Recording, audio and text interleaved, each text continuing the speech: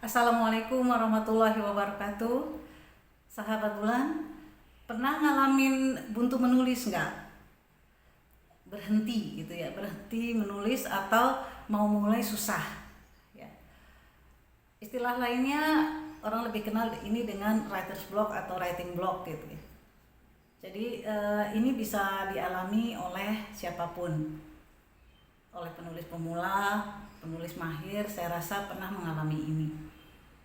Bulan juga sering, tapi karena menulis sudah jadi hobi, sudah jadi profesi, akhirnya ya tetap diusahakan bisa lepas dari yang namanya buntu menulis ini.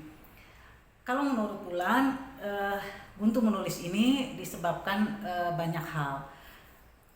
Bisa jadi karena kita tipe yang cepat bosan, baru nulis sedikit rasanya sudah jenuh gitu ya, sudah malas, akhirnya berhenti ya. Kemudian bisa juga karena topiknya terlalu luas.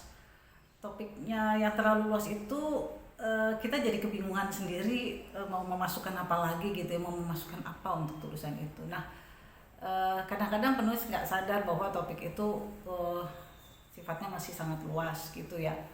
Jadi perlu kiranya kita mempersempit topik sebetulnya ya. Kemudian bisa juga topik itu nggak kita sukai, mungkin karena profesi, jadi kita diminta membuat tulisan, kadang-kadang itu topik itu bukan apa namanya ya, bukan keahliannya kita gitu ya. Misalnya saya lebih suka menulis buku anak gitu, tiba-tiba harus menulis buku tentang teori apa namanya, metodologi penelitian gitu ya, terlalu yang menurut kita nggak suka dan terlalu berat ya.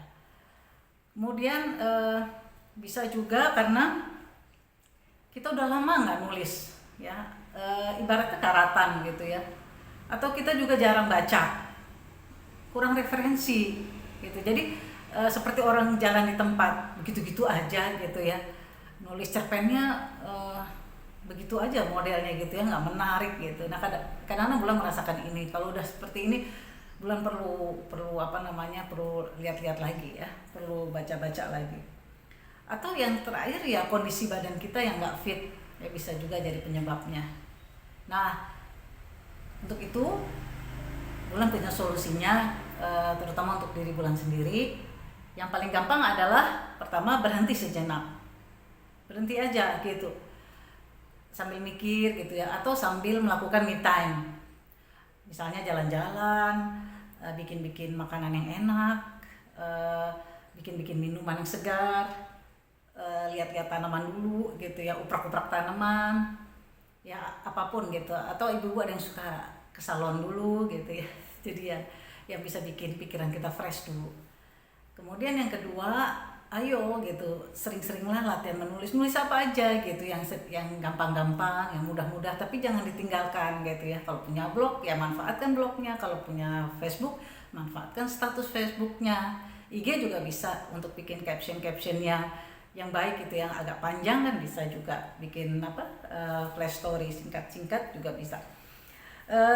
Lalu baca tadi udah pasti gitu ya, kalau kita banyak baca kita jadi membuka wawasan kita ya. Lalu bisa juga cara ini ditempuh, waktu Bulan berapa kali nulis novel itu kan banyak berhenti juga ya. Rasa-rasanya kerangka karangan sudah dibuat, tapi cerita ada yang beberapa yang kurang asyik, jadi terpaksa mengganti alur, mengganti adegan, bahkan mengganti nama. Pernah suatu novel itu ganti nama sampai 3 kali gitu ya, karena kok kurang cocok gitu ya, dikasih nama Yusuf kurang pas, dikasih nama Deden kurang lucu misalnya ya. Bisa aja seperti itu gitu ya, bukan artinya kita tidak taat outline, tapi ini adalah salah satu cara untuk apa, membuat variasi ya, melepas kita dari kebuntuan tadi juga gitu ya.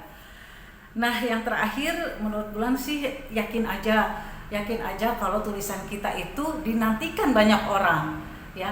Jadi jangan takut gitu, apa yang kita tulis tidak dibaca orang gitu. Tiap penulis kan ada pembacanya masing-masing. Jadi ya jangan merasa bahwa kita ini menulis sia-sia gitu ya.